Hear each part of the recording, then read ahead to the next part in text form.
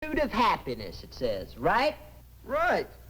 But what about me and the other fellas? We got our rights too, you know. Those privileges don't just apply to you. I notice you got no objection to my radio when you want to hear the baseball scores. Then you can't play it loud enough. What's baseball got to do with it? Everything. Suppose I didn't feel like listening to the scores. That's crazy. You're as nuts about baseball as the rest of us. But suppose I wasn't. Would that make any difference to any of you guys? Would it make any difference to you whether I want to hear those scores or not? You'd turn them on just the same. Hey, look, this could go on all night. Now, what do you say we get some shut-eye? Now, we'll have no more music and no more talking. Yeah? You heard the man. Okay. Just 'cause there's a bunch of you, does that make you right and me wrong?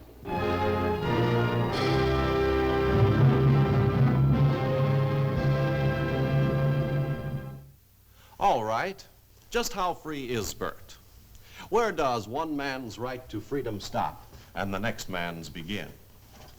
The film designed to stimulate discussion is just one of the methods used by your Army in character guidance. The chaplain, while he is a key man in this area, is just one of the people responsible for character development. To create a well-adjusted, responsible soldier who will stand up under the circumstances of military life takes teamwork. Parents are the first character guidance team. They build the foundation. The teacher joins the team, helps expand the structure. Athletic activities contribute to a sense of fair play. Religious training builds an awareness of honor and decency, a sense of man's relationship to God, to his neighbors, to his country. To create a good citizen, all the influences of community life combine to build in the individual a sense of responsibility, a secure character structure that will stand up under the tensions of life. To the young men of America falls the responsibility for preserving our nation's freedom. Fundamental to the character development of these men is an understanding of the reasons and purposes involved in military service. In cooperation with educators in the community, the Army brings its message to the schools and answers directly the questions uppermost in the minds of the students.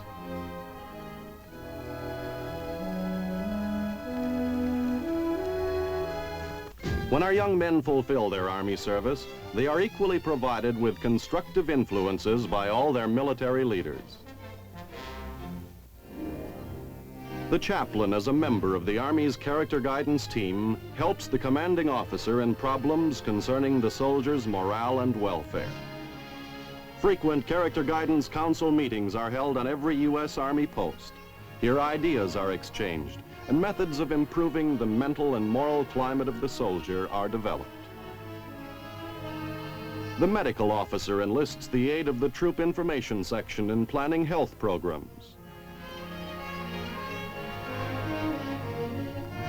The military and the local civilian community cooperate on problems of mutual interest. On adequate housing for military personnel living off the post.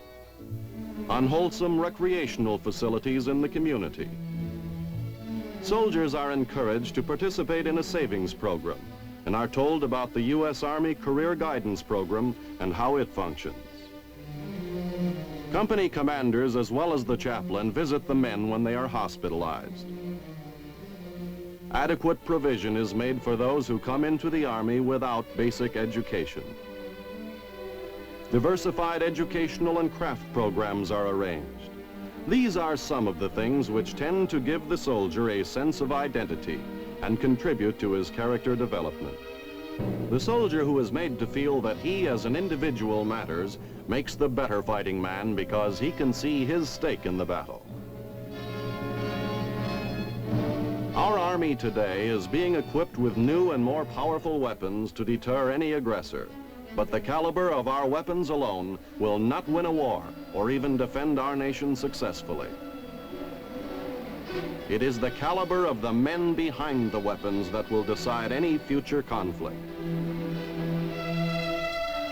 We can't tell by looking at a man if he'll make an efficient soldier, but we have discovered that in today's world of conflicting ideologies, it takes more than knowing military techniques to make a good soldier. It takes understanding of a man's needs as an individual. The military leaders who make up the character guidance team recognize the importance of this fact. They know that their obligation to the soldier is a continuing one from the moment he enters the service. The object of their concerted efforts in character guidance is to turn out capable soldiers with a sense of moral principle and responsibility who will perform their military mission effectively.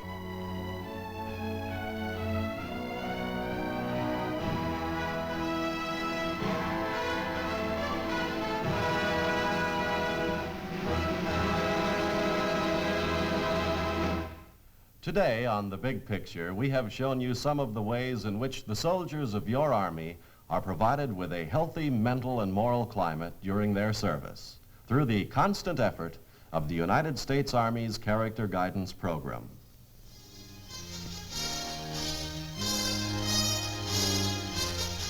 The Big Picture is an official report for the armed forces and the American people. Produced by the Army Pictorial Center. Presented by the Department of the Army in cooperation with this station.